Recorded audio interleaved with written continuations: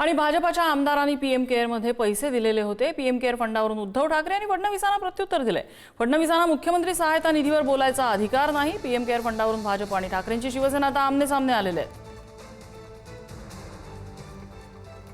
या ठिकाणी PM care फंडासारखा फंड हा माजी मुख्यमंत्री उद्धवजी ठाकरे यांना तयार करण्याकरता केंद्र सरकारने परवानगी दिली।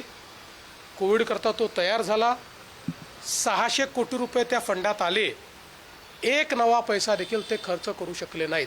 आणि आज अवस्था अशी झाली आहे की तो फंड सीएजीच्या नॉर्म्सप्रमाणे कोविड करता तयार झाला आहे, त्यामुळे इतरत्र खर्च करता येत नाही। त्यामुळे आता त्याच्यात नेमकं काय करायचं या संदर्भात आमच्यासमोर प्रश्न आहे।